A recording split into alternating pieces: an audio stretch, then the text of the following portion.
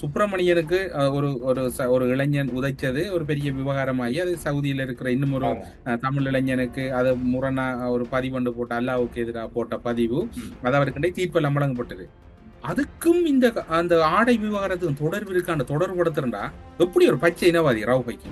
காத்தாங்குடியை பொறுத்தவரை நாங்க எதிர்கட்சியா இருந்தாலும் எங்களுக்கும் ஜனாதிபதி அனுர்தான். ஆனா காத்தாங்குடியில ஒரு வித்தியாசமான ஜனாதிபதி கிஸ்முல்லா காத்தாங்குடியில ஜனாதிபதி ஒன்றையும் செய்ய விடுறாள் வாப்பா, இவனால ஒரு தொல்லையா கிடக்குது. இல்ல இவர் விட்ட ரொக்கெட்டையும் காணோம், இவர் என்ன செஞ்சாரோ தெரியாம காணா. இவர் இப்ப நாங்க சொல்லுவோம் இந்த ராஜபக்ச குடும்பமே திருட்டு ஊழல் மோசடி குடும்பம் சொல்லிட்டு வராங்க, குற்றச்சாட்டு வைக்கிறாங்க. දෙවෙනි අයියා පොඩි පාටියකට ගිහිල්ලා මේ කට්ලට් අම්බාන එක සාක්කුවට දාගන්නලු දාගන්න. ඊට පස්සේ එතන ආන්ටි කෙනෙක් දැකලා ළඟට ඇවිල්ලා කියලා මේ බබා කෑවට කමක් නැහැ, ඉතින් සාක්කුවට දාගන්න එපා, බබාට ඕන තරම් අරගෙන කන්න කියලා. இது சாதாரண திருட்டு இல்ல, என்னைக்குமே சரியாகாத திருட்டு. யாழ் நகரின் அருகாமையில் party hall, AC, non-AC rooms, பாரம்பரிய உணவுகளுடன் Jai rest inn number 82 3rd Cross Street, யஃப்னா.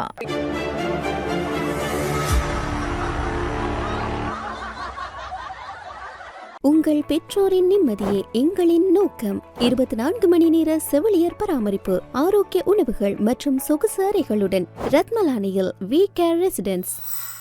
Hello அண்ணா, வணக்கம். வணக்கம் வணக்கம் டெல்சன், எப்படி சுகம், என்ன நடக்குது? சுகம் இன்னைக்கு கொஞ்சம் அதிரடியா இருக்கு, அதிரடியான கைதுகள், அதுல இடையில ஒரு பிணை வழங்கல் இருக்கு, இப்படி அடுத்தடுத்து இருக்கு. என்னன்னு சும்மா சொன்னா கேலி எறும்புக்குள்ளே அரெஸ்ட் பண்ணிட்டாங்க. சரியான கவலை டெல்சன், கவலை டெல்சன். எவ்வளவு ஒரு நல்ல சுகாதார அமைச்சர் இவருதான். இந்த 3வது மாடியிலிருந்து படியால் இறங்காம துள்ளி குதிச்சவர், இப்படி ஒரு திறமசாலி. இவர் கிட்டத்தட்ட இல்லாத கட்சி இல்லைன்னு, முதல் ரணிலோட இருந்து மைந்த விட்டோடி. ஆனா இவர் அந்த யுத்த நடவுக்குள்ள பேச்சாளர், ஊடக பேச்சாளர். ஆமா, இப்ப அந்த ஊடக பேச்சாளர் இருக்கும் போது செஞ்ச சம்பவத்துக்கு தான் இன்னைக்கு கைதாகி இருக்காரு. அவருக்கு இல்லீகலா ஒரு அப்பாயின்மெண்ட் கொடுத்திருக்காரு ஒரு ஆளுக்கு, அது தான் இப்ப மாட்டி இருக்குது. அதுக்கப்புறமா முன்னாள் அமைச்சர் ராஜித சேரரத்னவினுடைய சகோதரர் மகிழ் சேரரத்ன கைது, அதுவும் லஞ்ச ஊழல் மோசடியில தான் கேஸ் போயிருக்குது. அப்புறமா முன்னாள் அமைச்சர் அகில விராஜ் காரியவசத்துக்கு பிணை வழங்கிட்டாங்க. இன்னைக்கு அவருக்கு ஆதரவா அடேங்க அப்பா நீதிமன்றத்துக்கு முன்னால அப்படி கொஞ்சம் பேர் ஒன்று திரண்டு இருக்காங்க சனம். அதுல வேற தேரர்கள் ஒரு செட்டா அகில விராஜ் காரியவசத்துக்கு ஆதரவா வந்திருக்காங்க. தெரியும் போல இன்னைக்கு பிணை வழங்கப்படும்னு, அதுக்காக எல்லாம் செட்டப் பண்ணி கூப்பிட்டு வந்துட்டாங்க. அப்புறம் வந்தவர் பிணையில வெளியே வந்தவர் இவங்கள சந்திக்கவும் இல்லை. நன்றி வந்ததுக்கு நன்றி எல்லாம் ஒன்றும் இல்லை, வந்தோன்னா ஏறி கார்ல போயாச்சு, பார்த்து பேமெண்ட்லாம் செட்டில் பண்ணிடுங்க அந்த மாதிரி சொல்லிட்டு அப்படி போயிட்டாரு. அதுக்கப்புறமா கஞ்சிபாணி இம்ரான் அவருடைய சித்தப்பா ஒருவரை இந்த பஞ்சிகவத்தையில சுட்டு கொன்றாங்க. அது சம்பந்தமா ஒரு பெண் உட்பட 5 பேர் கைது. அது அதிரடியான ஒரு சம்பவம். அதுக்கப்புறமா பார்லிமெண்ட்ல இன்னைக்கெல்லாம் போட் பிடிக்க ஆரம்பிச்சுட்டாங்க எதிர்கட்சியில. எதுக்கு? 22வது அரசியலமைப்பு திருத்த சட்டம் மூலம் மற்றும் நீதிமன்றங்கள் திருத்தம் சட்டம் மூலம் ஆகியன நீதிமன்றத்தில் நீதியமைச்சர் அரசியல் நாணயக்கார இன்னைக்கு பார்லிமெண்டத்துல சமர்ப்பிச்சுட்டாரு. அதுக்கப்புறமா எதிர்கட்சி தலைவர் உட்பட எல்லாருமே போட் பிடிச்சுக்கிட்டு ஜனநாயகத்தின் 3வது தூணுக்கு அடி, 1வது தூணுக்கு அடி அப்படிங்கிற மாதிரி அவங்க எதிர்ப்பை வெளியிட்டு இருந்தாங்க. இதுதான் இன்னைக்கு பரபரப்பா அப்படி போய்கிட்டு இருக்கு.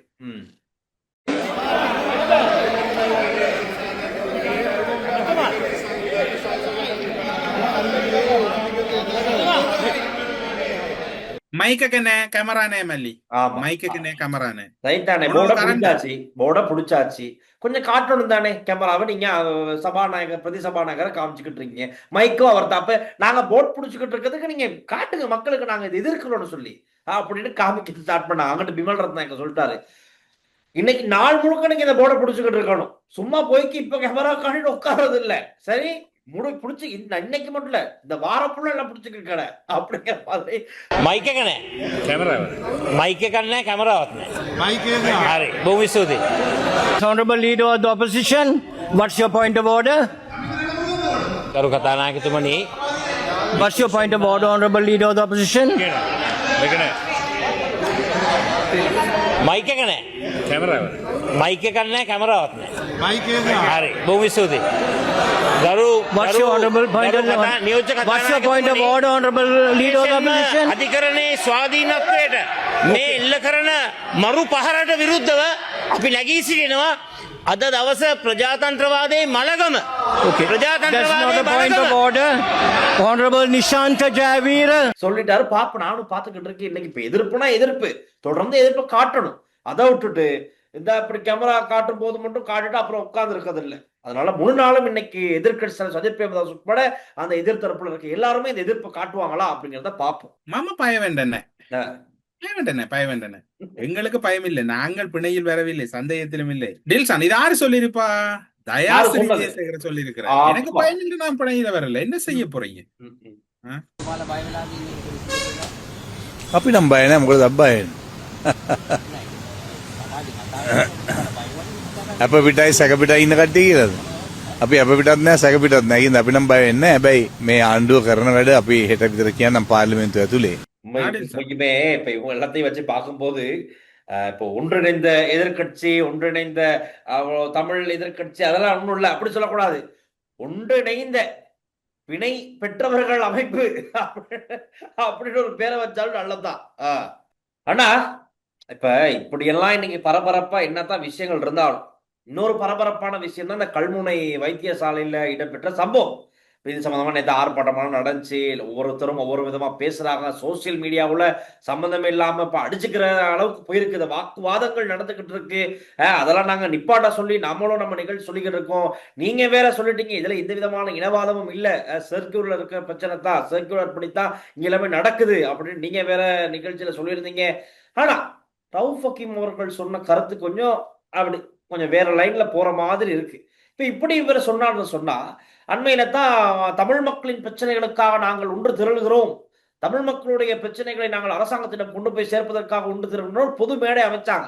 இப்ப அந்த பொது மேடைக்கு என்ன ஆக போகுது இந்த ரவுஃப் ஹக்கீம் அவருடைய இந்த கருத்துக்கு அப்புறம்? இல்ல ரவுஃப் ஹக்கீம் உண்மையில நான் செய்தியில கப்பல்ல தெளிவா சொல்லி இருந்த நாண்டேல்சான். இதுல நீங்க வடிவா பார்க்கணும். கல்முனை பகுதியில் இருக்கக்கூடிய முஸ்லீம் தமிழ் மக்கள்ற உறவு எந்த ஒரு கீறலும் இல்லாம மிக அழகா போய் கொண்டிருக்கு. அவர்கள் வைத்தியசாலைக்கு சேவைகளை பெறாங்க, தமிழ் மக்கள் முஸ்லீம் கடைகளுக்கு போறாங்க, முஸ்லீம் மக்கள் தமிழ் கடைகளுக்கு போறாங்க. ஆனா ரவுஃப் ஹக்கீம் பேசின பேச்சு இருக்குது. இப்ப இவர காரிசா விடுங்க, காரிசாரும் கணக்கெடுக்கல. ரவுஃப் ஹக்கீம் ஒரு இனவாதி அல்லது ரவுஃப் ஹக்கீமுக்கு இனி ஒற்றுமை பற்றி கேட்கறதுக்கு எந்த ஒரு சுப்பிரமணியனுக்கு ஒரு இளைஞன் உதைச்சது ஒரு பெரிய விவகாரமாகி அது சவுதியில இருக்கிற இன்னும் ஒரு தமிழ் இளைஞனுக்கு அதை முரணா ஒரு பதிவண்டு போட்ட அல்லாவுக்கு எதிராக போட்ட பதிவு அது அவருக்கு தீர்ப்பெல்லாம் வழங்கப்பட்டது. அதுக்கும் அந்த ஆடை விவகாரத்துக்கும் தொடர்பு இருக்கான தொடர்புபடுத்துறா எப்படி ஒரு பச்சை இனவாதி ரவுஃப் ஹக்கீம்? சரியில்லாத சரியா? இப்ப நாங்களே என்ன சொன்னாங்க, அந்த முஸ்லிம் மக்கள் நிதானமா இருக்கிறாங்க, அரசியல்வாதி குழப்பாதீங்க. காரிஸ் சொல்லுது மொசாட்டோட அதைத்தான் விடுங்க. காரிஸை யாரும் கணக்கெடுக்கல. ரவுஃப் ஹக்கீம் சொன்னதுன்றது மிக கேவலத்திலேயும் கேவலம். கல்முனையில் ஒரு நாய் சம்பந்தமான விஷயத்தில் நடந்த விவகாரத்தில் எங்கள் மத்திய கிழக்கிலே ஒரு தமிழ் சகோதரர் மிகவும் கவலைப்படுகிறோம். அவருக்கு ஒரு பிரச்சனை நடந்து விட்டது. அதிலிருந்து ஒரு கொதிநிலையிலே இருந்து கொண்டு அதற்காக இதை செய்கிறார்களா என்றும் ஒரு சிலர் கருத்து எழுதியிருக்கிறார். ஆனால் அது எப்படி இருந்தாலும் ஏன்னா இன்றைக்கு அரசாங்கத்திட்ட இதுக்கிட்ட நாங்கள் விமோசனம் கேட்க போனால் அது இது வேறு இதில் விடுமா என்று கூட யோசிக்க வேண்டிய அரசாங்கத்தை சுகாதார அமைச்சுக்கு செயலாளராக இருப்பவர் எங்களுடைய மையத்துகள் எரிக்கப்படுவதற்கு காரணமாக இருந்தது. அவர்கிட்ட தான் நாங்கள் போய் இதெல்லாம் கேட்குவோம்.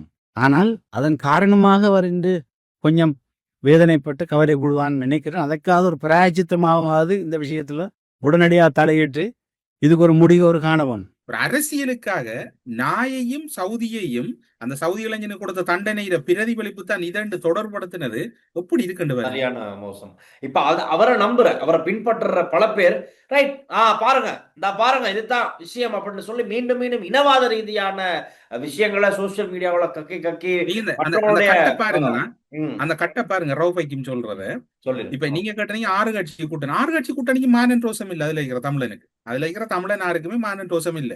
அவங்க கிழக்கு மாகாணத்தை பொறுத்தவரையில அவர்கள் தமிழ் மக்கள் நலனுக்கா இல்ல. அதுல இப்ப சுமந்திரனை பொறுத்தவரையில சுமந்திரனுக்கு ஒரு துளி அளவும் தமிழரை பற்றி அக்கறல. இந்த தமிழ் மக்கள் நிலப்பாட்டுல அவர்களுக்கு உடன்பாடே இல்லை. அதனால அவர்களுக்குள்ள பெரிய இதா இருக்காது. இப்ப உதாரணத்துக்கு இந்த மட்டுக்கும் இந்த ஒரு இனவாத கருத்தை கண்டிக்கிற அளவுக்கு கூட ஒரு தமிழ் அரசியல் தலைமை இல்லை. ரவுஃப் ஹக்கீம் நீங்க இப்படி கதைச்சிருக்க கூடாது. நான் திரும்பவும் சொல்றேன், நாம தமிழ் மக்கள் உறவு வலுவாத்தான் இருக்குது. அரசியல் பாரு இவர் காரிஸ் ஒன்று ஒரு தூண்டில போடுற ரவுஃபைக்கும் ஒரு தூண்டில போடுறார். ஆனா 2 தூண்டிலுக்கும் மக்கள் அந்த இதைய கணக்கெடுக்கவே இல்லை, தூக்கி எறிஞ்சிட்டாங்க, வீசிட்டாங்க. இப்ப என்ன நடக்க போகுது? இந்த 6 கட்சி கூட்டணி இப்ப ஒரு 2 கிழமைக்கு கூட மாட்டாங்க. அதுக்கு பிறகு வந்து 2 அடையப்பா சேக்குலரை பின்பற்றுறதுல என்ன பிரச்சனை இருக்கு? நிசாப்காரிய பிறகும் விளக்கம் இல்ல, ரவுஃபைக்கும் விளக்கம் இல்ல, காரிஸுக்கும் விளக்கம் இல்ல, மனோ கணேசனுக்கும் விளக்கம் இல்ல, முஜிபுல் ரஹ்மானுக்கும் விளக்கம் இல்ல, அந்த சட்டத்தரணிகள் என்ற யாருக்கும் விளக்கம் இல்ல, ஒருதற்கும் விளக்கம் இல்ல. ஒரு 89ஆம் ஆண்டு சேக்குலரும் 2022 11 30 சேக்குலரும் தெளிவா சொல்லுது. அந்த சேக்குலரை நடைமுறைப்படுத்துறதுல என்ன இருக்குது? அது விளக்கம் இல்ல. ஒரு ஒற்றுமையா இருக்கிற இதுல இன்னொரு இது இருக்கு பாத்தீங்களா டில்சான்? மக்கள் மிக நிதானமாகவும் அறிவுபூர்வமாகவும் இருக்கிறாங்க. எடுங்கி பார்த்தோம், ஒரு போலுக்கும் மக்கள் சிக்ஸர் அடிக்கல, பவுண்டரியும் அடிக்கல, எல்லாம் நோபோ. மக்கள் உண்மையில் இதுல சிங்கள மக்கள் தெளிவா இருக்கிறாங்க, தமிழ் மக்கள் தெளிவா இருக்காங்க, முஸ்லிம் மக்கள் தெளிவா இருக்கிறாங்க. நீங்க என்னத்தை போட்டும் பாருங்க, ஒன்றும் பிரச்சனையும் இல்லை. பல பேர் பல விதமா ட்ரை பண்றாங்க. ஏதாச்சும் நம்ம இதை வச்சு அடுத்த கட்டத்துக்கு போலாமான்னு மக்கள் அதுக்கு இடம் கொடுக்க மாட்டாங்க. ஏன்னா மக்கள் நல்லா புரிஞ்சுணர்வோட அவங்களுக்கு தெரியும் விஷயம் இதுதான் சொல்லி. அதே மாதிரி நேத்து அமைச்சர் இன்னொன்று இதையும் பிளீஸ் என்னதான் இருந்தாலும் காத்தாங்குடி நகரசபை உறுப்பினர் ஒரு ஆள் சொல்றார், அவரும் ஒரு எதிர்கட்சியில இருந்தாலும் காத்தாங்குடியை பொறுத்தவரை நாங்க எதிர்கட்சியா இருந்தாலும் எங்களுக்கு ஜனாதிபதி அனுர்தான். ஆனா காத்தாங்குடியில வந்து ஒரு வித்தியாசமான ஜனாதிபதி கிஸ்முல்லா காத்தாங்குடியில ஜனாதிபதி கொண்டை செய்ய விடுறாள் வாப்பா, இவனால ஒரு தொல்லையா கிடக்குது. அவரும் இதுக்குள்ள வந்து வாலண்டியராக ஆச்சு. இந்த ஜனாதிபதியை பற்றி என்ன சொல்றாருன்ற எங்களுக்கு ஒரு நகரசபை உறுப்பினர் எங்களுக்கு தெரிந்த வகையில் இலங்கையின் ஜனாதிபதியாக நாங்கள் எதிர்கட்சியாக இருந்தாலும் நாங்கள் அனுரகுமார் திசாநாயக்கவை ஏற்றுக்கொண்டுதான் ஆக வேண்டும். ஆனால் காத்தாங்குடி நகரசபையின் செயற்பாடுகளை பார்க்கும்போது காத்தாங்குடிக்கு ஜனாதிபதி ஸ்ரீலங்கா முஸ்லீம் காங்கிரஸின் சகோதரர் எம்எல்ஏஎம் கௌரவ பாராளுமன்ற உறுப்பினர் எம்எல்ஏஎம் ஹிஸ்புல்லா போன்றே காணப்படுகின்றது. இது என்ன பொறுத்தவரை மக்கள் ஒற்றுமையா இருங்க, நீங்க அன்போடும் பண்போடும் பாசத்தோடும் பழகுங்க, இது ஒரு பிரச்சனையே இல்லை. அது அரசு சுற்றறிக்கையை அரசாங்கம் பார்க்கட்டும், சுகாதார அமைச்சு பார்க்கட்டும், இதான் டெல்சான். ஆனா 6 கட்சி கூட்டணி தொடரும் என்னன்னு சொன்னால் அதுல இருக்கிற தமிழ் தலைவர்களா இருக்கும் முதுகெலும்பும் இல்ல முள்ளந்தண்டும் இல்ல. ஏனென்றால் அவர்களும் அரவாசி தான் அவர்கிட்ட இருக்கிறது.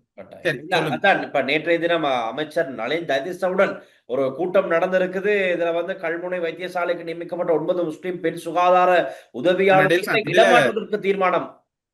அதுக்கு முதல் உங்களை கொண்டு சொல்ல வேணும், அந்த இடமாற்றம் சம்பந்தமான முடிவு எடுத்த உடனே எங்கட நிகழ்ச்சிகளை பார்த்து கொண்டிருக்கக்கூடிய ஒரு பொறுப்பு வாய்ந்த முக்கியஸ்தர், அரசினுடைய முக்கியஸ்தர் தொலைபேசி அழைப்படுத்தி சொன்னது, நீங்க 2 சமூகங்களும் மிகவும் கண்ணியமா நடத்துனீங்க, 2 சமூகங்களுக்குள்ள ஒரு கிராஸ் வேற இல்ல, இதோட இந்த பிரச்சனை முடிவுக்கு வருது, அதை நீங்க அறிவிங்கன்னு சொல்லி சொன்னதன் அடிப்படையில நேற்று நான் செய்தியில கப்பல்ல சொன்னேன். இந்த முடிவு முதல் எங்களுக்கு தான் தெரியப்படுத்தப்பட்டது. அதையும் இதுல ஒரு என்ன சொல்ற அந்த மக்கள் சார்பில், அதாவது முஸ்லீம் தமிழ் மக்கள் உறவை பலப்படுத்துற விடயத்துல நான் அதையும் இதுல கண்ணியத்தோட சொல்லிக் கொள்றேன் என்றால் நீங்க சொல்லுங்கன்னு சொல்லி ஒரு பொறுப்பு வாய்ந்த அமைச்சரவை அந்தஸ்துள்ள அமைச்சர் தொலைபேசி அழைப்படுத்தி சொன்னார். அமைச்சர் உங்களுக்கு நன்றிகள். இந்த விடயத்தை மிகவும் பக்குவமா முஸ்லீம் தமிழ் மக்கள் ஒற்றுமைக்கு பங்கம் விளைவிக்காத வகையில ஒரு முடிவெடுத்ததுக்கு உங்களுக்கு நன்றி. கட்டாயம். அப்போ அதனால அமைச்சர் நலிந்தவுடன் ஆளும் தமிழ் முஸ்லீம் எம்பிக்களோட சந்திப்பில் தான் இந்த தீர்மானம் எடுக்கப்பட்டது அண்ணா சொல்லிட்டாரு. இப்ப அதனால இதை அடுத்த கட்டத்துக்கு யாரும் கொண்டு போக வேண்டிய அவசியம் இல்லை. அது அழகா ஸ்லோவா ஸ்மூத்தா அந்த பிரச்சனை முடிவுக்கு வந்திருக்கு. ரைட் டில்சான், எனக்கு ஒவ்வொரு நாளும் ஒவ்வொரு விளையாட்டு செய்தி மாதிரி இன்றைக்கு அந்த அமுல் பேபி ஒன்று காய்ச்சிருக்கு, ரொக்கெட் என்ன சொல்லுதுன்ற சொல்லுங்களா கொஞ்சம் சிங்களது. எனக்கு டெல்சான் நீங்க சிரிக்காம சொல்ல வேணும் சரியா? நான் உங்களோட ஒரு முன்னாள் ஜனாதிபதி மகன், அவரு ரொக்கெட், நீங்க ரொக்கெட் விட்டீங்களா? இவர் விட்டாரு, அவர் விட்டா நீங்க அதுக்குரிய மரியாதை கொடுங்க. அமைச்சர் சந்திரசேகரனுக்கு கதைக்க தெரியாது, அதே மாதிரி நீங்க சிரிக்கிறீங்க.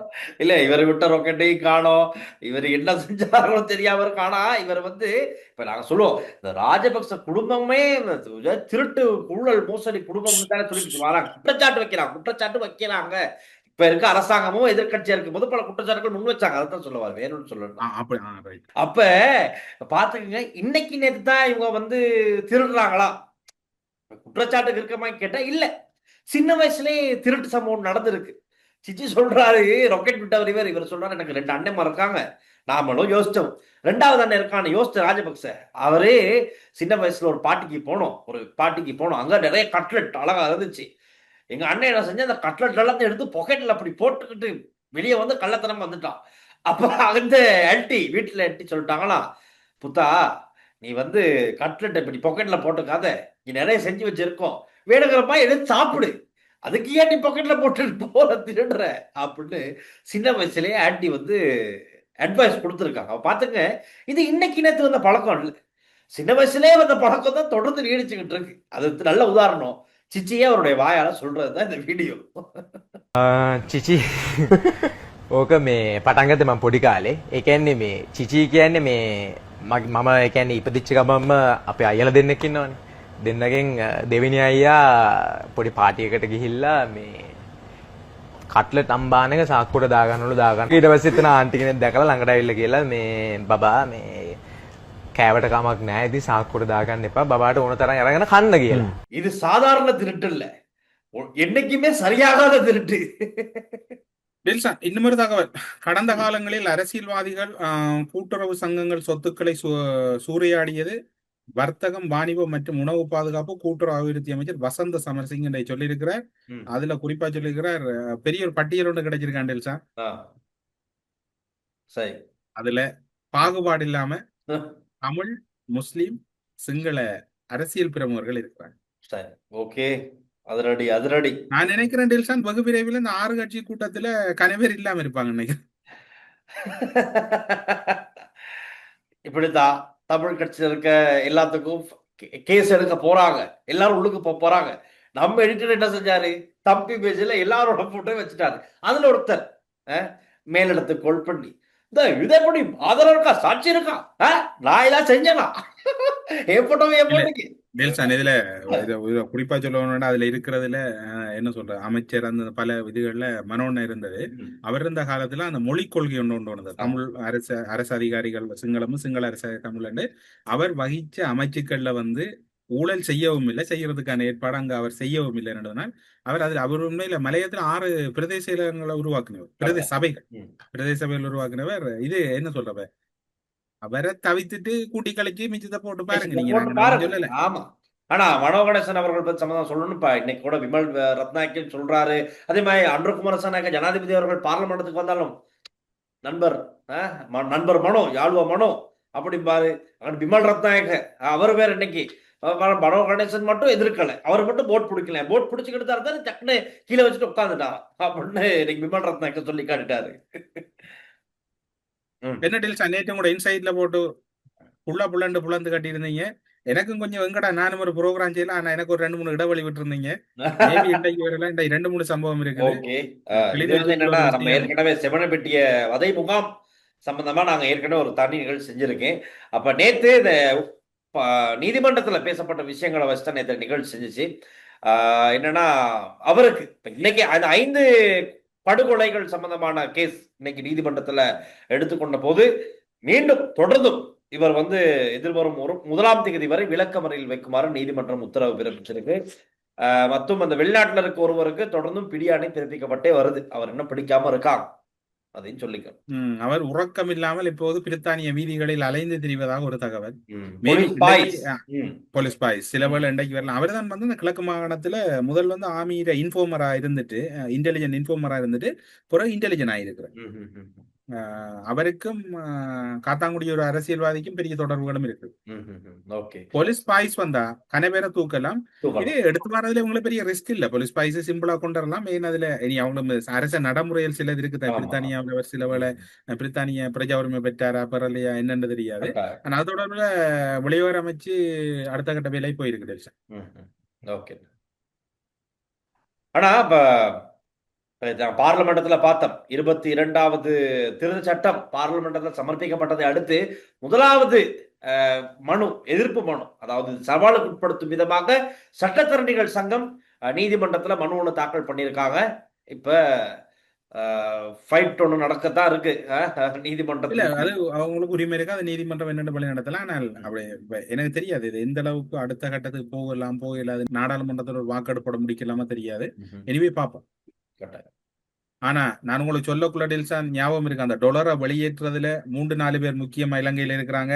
ஒருவர் அந்த 1800 மில்லியன் வெளியேற்றினார். அதோட 4 வங்கி முகாமையாளர்கள் தொடர்பு.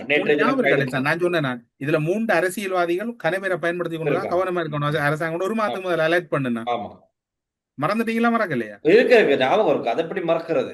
அது சம்பந்தமா இப்ப நேற்றைய தினம் பார்த்தோம்னா 4 பேர் அரெஸ்ட் நெல்சன், பண்ணாங்க. நீங்க சொன்ன மாதிரி ஒருவேளை நாட்டு நடப்பு சிங்களத்துல போகுதோ? அதனாலதான் அதிரடியான ஆக்ஷன்ஸ்கள்லாம் எடுக்கப்படுது. ஆனா எப்படியோ நேத்து 4 பேர் அரெஸ்ட் பண்ணிட்டாங்க. இந்த 4 பேர் சம்பந்தப்பட்ட இன்னும் பல பேர் வெளியே இருக்காங்க. இவங்க வாய் திறந்தா எல்லாம் வெளியே வரும். நெல்சன், என்னடா 3 நாள் நீங்களும் என்ன சொல்ற, நீங்க இன்சைட்ல இங்கால நான் செய்திகளை கப்பால எத்தனை செய்யறது. இப்ப சிலதை செய்வோம் வச்சுட்டு இருந்தா இன்னொன்று புதுசா வந்து சிலதை செய்யலாம் போகுது. முடிஞ்ச வரைக்கும் இன்சைட்லயும் செய்திகளை கப்பாலையும் 7 மணி வரைக்கும் நாங்க செய்யறோம். ஆனா புதுசா அப்டேட் வந்தா இதெல்லாம் செய்ய வேணும் டெல்சன். நான் நினைக்கிறேன் நீங்களும் தொடவீங்க நானும் தொடவீங்க. அதை விட வேற இஷ்யூ வந்துட்டீங்க கையில. முடிஞ்ச வரைக்கும் ட்ரை பண்ற மக்களே, முடிஞ்ச வரைக்கும் பாருங்க. டெல்சன், பின்னூட்டங்களை பாத்தீங்கன்னா நாமல் மூஞ்சி போக போக சுருங்கி போச்சுது. இது மக்கள் நீங்க தான் பார்க்கக்குள்ள தெரியும், எங்களுக்கு தெரியாது. ஏன்னா அவருக்கு போட் பண்ணி ஜனாதிபதி ஆக்குறதா இல்லையான்ற முடிவெடுக்க போறது நீங்கள். டாலர் கொடுக்க முடியாமல் உரக்கப்பல் திரும்பி சென்றது யாருடைய ஆட்சி காலத்தில்? ஆஹா, அந்நேரம் இந்த ட்ரோனை பற்றி கவலைப்பட்டியா மல்லி? இருவருக்கும் வணக்கம். விதை விதைத்தவன் வினை அறுப்பான், ஒருத்தரையும் கர்மா சும்மாவே விடாது. பெட்டர் டெல்சன். ஒரு ஆள் கோவப்பட்டுட்டாரு டெல்சன் டக்குண்ட கீழே வந்து. தயவு செய்து நாமல் பேசுற பேச்சை காண்பிக்காங்க. அவர் முகத்தை பார்க்கவே சகிக்கல. ஐயோ சாரி, இனி அந்த தவறுக்கு நாங்க என்ன பிரதியீடு செய்யலாம்னு பாக்குறோம். ஒருத்தர் சொல்லியிருக்காரு, உங்கள் இருவருடைய செய்திகளையும் கேட்கும் போது உங்கள் இருவரையும் கட்டி அணைத்து முத்தமிட தோன்றுகிறது. அவ்வளவு சிறப்பான செய்திகளோடான கலந்துரையாடல். வாங்க கட்டி அரவணைச்சு அன்பு பரிமாறுவோம். அதுல என்ன இருக்கு? அன்பு கொடுக்கறதுல பெட்டர். 3 நீதிபதிகளுடைய பாதுகாப்பும் அதி உச்சமாக பேணப்பட வேண்டும். மிக மிக முக்கியம். நீதிபதிகளோட பாதுகாப்பு உடையத்தில் அரசாங்கம் கவனம் செலுத்தணும் இல்லையா டெல்சன்? ஆமா. அனுர ஆட்சியை மக்கள் எவரும் குறை கூறவில்லை. குறை கூறுபவர்கள் யார்? முன்னாள் அரசியல்வாதிகள். ஏன் அவர்கள் செய்த தவறு செய்த படியினால் சிறை செல்லாமல் தப்பிக்க மக்களை பயன்படுத்துகிறார்கள். இதுதான் உண்மை அப்படின்னு ஒரு comment. Namal 29 years president, 26 years. சேவைக்கு நன்றி, வாழ்த்துக்கள். உங்களுடைய நாட்டு நடப்பு எப்ப வரும் என்று எதிர்பார்த்து கொண்டிருக்கிறேன். ஞாயிற்றுக்கிழமை லீவ் எடுக்காமல் நாட்டு நடப்பை செய்யுங்கள் என்று போட்டிருக்கிறார் டெல்சன். இதுக்கு 2 பேரும் ஒரு கால் முயற்சி செய்யறோம். ஆனா அதுக்கு இயலாது. அதான் அடுத்த பிரச்சனை. நாடு முன்னேறாது. ராஜபக்ச சந்ததி தான் முன்னேறும். குடுகார குண்டர்களே, உங்கள் சந்ததியிலே நாசமாகி போகும் இறைவனை வேண்டுகிறேன். தமிழரசு அண்ணா டெல்சான் வணக்கம். நீங்கள் கூறிய சில விடயங்கள் எதிர்காலம் பற்றிய உண்மையில் நடந்திருக்கு என்று தமிழண்ணா ஒன்று சொல்லி இருக்கிறார். அது நடக்காமல் இருக்க இறைவனை பிரார்த்திக்கிறேன். என்ன விடயம் என்றது உண்மையில தெரியல. அது அப்படி நாங்கள் எல்லோரும் என்ன சொல்ற, ஒரே குடும்பமாக எங்கட குடும்பமும் ஸ்ரீலங்காவில இருக்கு, உங்களோட குடும்பமும் ஸ்ரீலங்கா இருக்கு. நாங்கள் எல்லாரும் இலங்கைக்குள்ளா இருக்கிறோம் இல்லையா டெல்சன்? ஆமா. அடுத்து, இலங்கையில் சுற்று நிருபத்துக்கு அமைவாகத்தான் வேலை செய்ய வேண்டும். அப்படி வேலை செய்ய முடியாவிட்டால் பொருத்தமான வேறு வேலைகளுக்கு தேடி போக வேண்டியதுதான் அப்படின்னு ஒரு கமெண்ட்.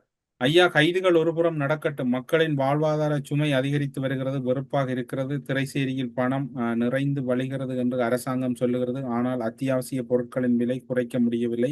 அதனால் காலப்போக்கில் அனுர அரசை மக்கள் வெறுக்க வாய்ப்பு உண்டு. தொடர்ந்து சுமை சுமக்க முடியாது. இது உண்மையில மக்களோட கருத்தை ஏற்றுக்கொள்றோம். ஆனால் வர்ற வருடம் IMF வெளியில போற பட்சத்துல நீங்க சொல்ற விடயம் அப்படியே கீழே வர்றதுக்கான பாசிபிலிட்டி இருக்குது. இன்னும் ஒரு வார ஏப்ரல் வரைக்கும் கொஞ்சம் கடினமான ஒரு காலமா தான் இருக்க போகுது. IMF டட்டாபாய் சொல்லிட்டு போகுதோ அன்னையில இருந்து அனுர அரசாங்கம் நிறைய விஷயங்களை மக்களுக்காக, மக்களுடைய நலன் விடயங்களை செய்யறதுக்கு தயாரா இருக்கதா ஒரு தகவல். பார்ப்போம். ஏனடா இப்ப திடீரென்று IMFல இருந்து வெளியேறினா இலங்கைக்கு கூடாது. இந்த காலம் முடிஞ்சு IMF வெளியேற கூட நல்லது. இந்த தகவலோட இருவருக்கும் அன்பான வேண்டுகோள். அண்மையில் தமிழரின் பிரத்யேக வழிபாட்டு தலமான திருக்கேஸ்வரத்தில் தொல்பொருள் ஆராய்ச்சியாளர்கள் நடுச்சாமத்தில் அடையாளப்படுத்தி இருந்தார்கள். அந்த விடயம் பற்றி உங்கள் கருத்தை நிச்சயமாக திருக்கேஸ்வரம் வந்து தமிழர்களுடைய வரலாற்று அடையாளம் மட்டுமல்ல, வரலாற்று அடையாளத்தமாக இன்றைக்கு வரைக்கும் இருக்கக்கூடியது. அந்த விடயம் தொடர்பான முழுமையான தகவலோட நாளைக்கு நாங்க பேசுறோம். ரெண்டாலும் இந்த தொடர்ச்சியா நீங்க பார்த்திருப்பீங்க, அதிகமான செய்திகள்ல சிலவள் அந்த செய்தி தவற விடப்பட்டிருக்கலாம். அந்த தவறு நாளைக்கு திருத்திக் கொள்ளப்படும். உங்களோட கரிசனைக்கு நன்றி. ஓகே டில்சன், அப்ப நல்லபடியா போயிட்டு வாங்க. நாளைக்கு சந்திப்போம். பாய். யாழ் நகரின் அருகாமையில் party hall, AC, non-AC rooms, பாரம்பரிய உணவுகளுடன் Jai rest inn, number 82, 3rd Cross Street, Jaffna.